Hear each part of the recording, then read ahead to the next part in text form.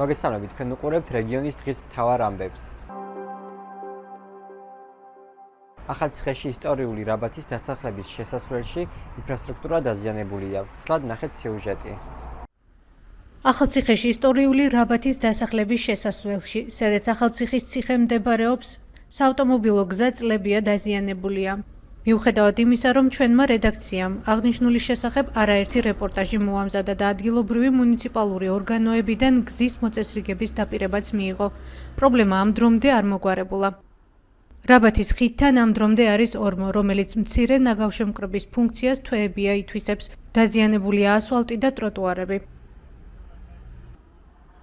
გარდა ამისა, დაზიანებულია ხიდის მოაჯირები, რომელზეც წლების წინ მატარებლები გადაადგილდებოდნენ, ახლა კი უფუნქციოა. რაბათის დასახლების შესასვლელში დაზიანებული ინფრასტრუქტურის შესახებ წერენ სოციალურ ქსელშიც.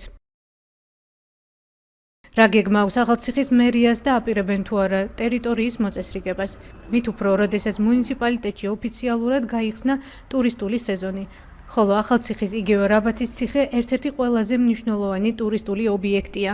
მერიიდან ინფორმაციის მიღებას მეორე დღეა ველოდებით.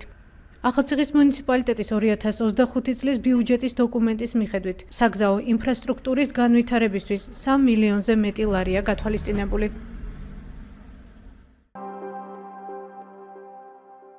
თანამდებობას ტოვებს ამერიკის შეერთებული შტატების ელჩი საქართველოში რობინ დანიგანი. ამის შესახებ განცხადებას ამერიკის საელჩო ავრცელებს.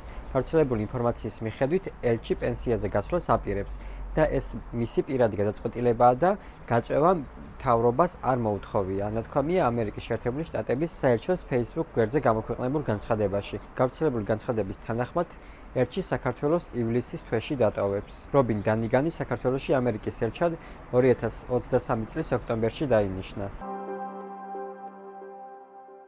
მეტია დეტალური ინფორმაციისთვის ეწვიეთ ჩვენს ვებ და Facebook გვერდს Talk to Regions. გვაძლევთ რომ გვიყურებთ. დროებით.